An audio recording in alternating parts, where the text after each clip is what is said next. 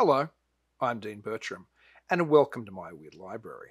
First of all, I'd like to thank everybody who's been watching for the last few months. I really appreciate it. I've enjoyed doing this show so much. This is probably going to be the last episode of my weird library. There might be one more special one, but that's because out of the ashes of this show, there's going to rise like a phoenix, hopefully, a new show called Mysterious Library, where I'll still be talking about weird books every episode, but I'll be joined with another host, Jason McLean, who, if you don't know who he is, I'm sure, hopefully you do, but if not, go to Talking Weird on this channel, at the playlist for the show I do every Saturday night with my co-host there, Jen Durrell, and you'll be able to watch an episode I did with Jason a few months ago. So just go to Talking Weird playlist and scroll back a few months and you'll find the one with Jason McLean.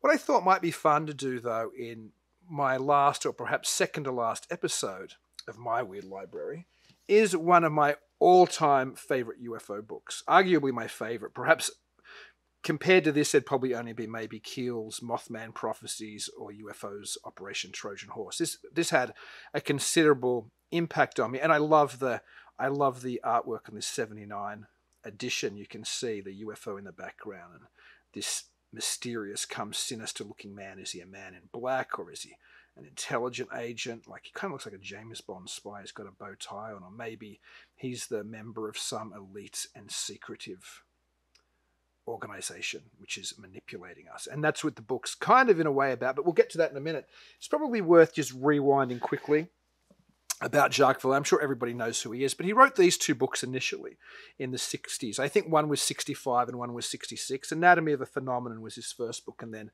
Challenge to Science. And they were probably two of the most sober books about UFOs of the period.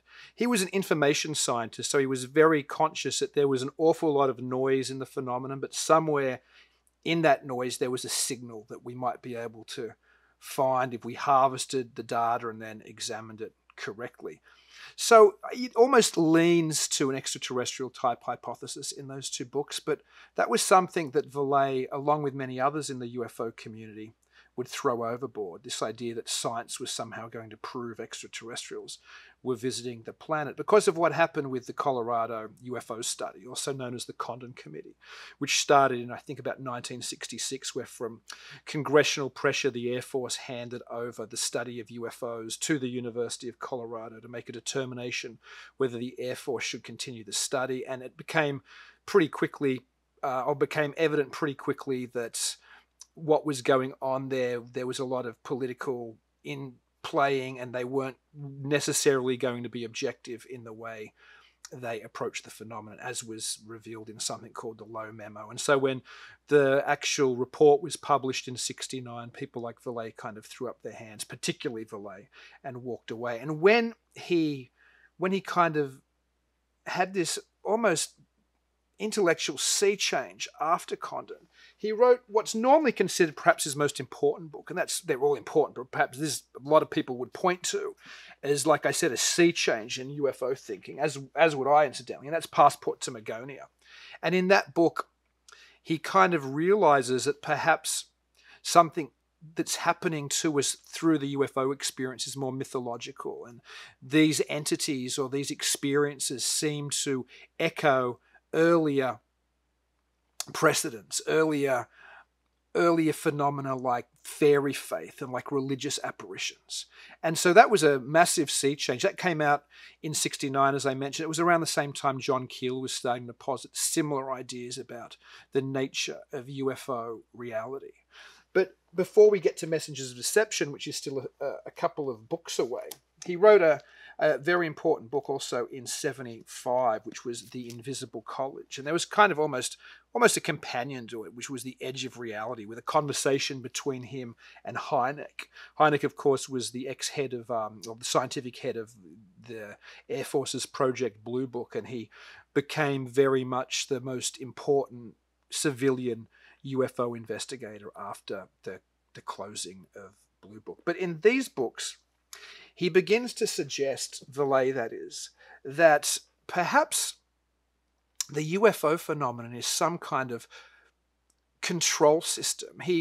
he alludes or uses a type of, I suppose, an analogy that it might be like a control system, the way a thermostat's like a control system. In other words, the way a thermostat is designed to regulate temperature, so if it gets too high or if it gets too hot or too cool, depending where the thermostat is set, it will kick in heating or cooling. Perhaps the UFO phenomenon is doing something similar. Perhaps it's presenting things to us, turning on or off and manifesting essentially UFO experiences to not change the temperature, but to change our own belief systems and the way we think of the world, and perhaps as a result changing society and culture, which is a pretty deep thought compared to your average idea that UFOs are just extraterrestrial craft in the sky. And that comes to Messengers of Deception, where not only in those books, in Challenge, not in Challenge to Science, in The Invisible College and in The Edge of Reality, he suggests that maybe this is some type of force which extends above and beyond the normal powers of culture because it's mythological, so it can do all kinds of things. It's more powerful than politics, for example. He mentions in The Invisible College. And in Edge of Reality, he starts to suggest that maybe there's human agency playing with this phenomenon. Not meaning necessarily an agency like the CIA or the FBI or the KGB, but maybe some human organization is manipulating at least our beliefs in it. And that's something which really comes to the forefront in Messengers of Deception. And as does his allegory of the control system. My favorite allegory of all regarding the control system is in Messengers of Deception. And Vallee suggests that it might be operating somehow the way a cinema operates. So when you go to see a film, your eyes are transfixed by the images on the screen, and the sounds around you in stereo are now 5.1, sound, but you're not paying attention to the technology that's actually creating that. The technology is kind of hiding in the dark behind you in the projection booth.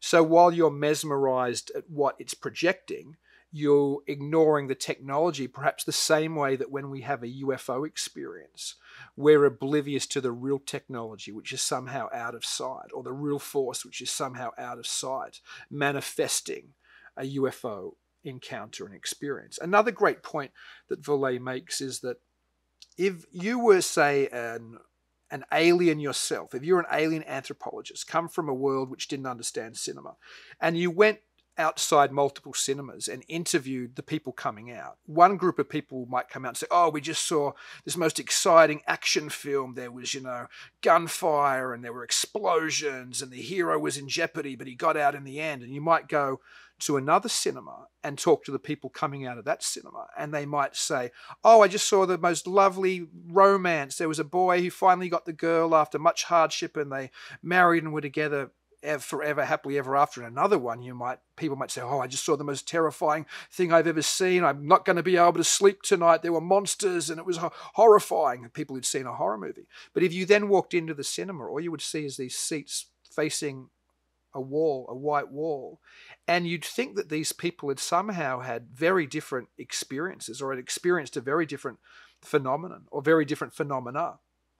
But the reality is the technology never changed. It was just what was being presented by the technology that changed. And perhaps that is somehow what happens with, I would say, not only the UFO phenomenon, but perhaps with all kinds of anomalous phenomena, whether it's Bigfoot, or whether it's UFOs, or whether it's Virgin Mary apparitions, or whether it's visitations by the fair folk, the little people, the fairies.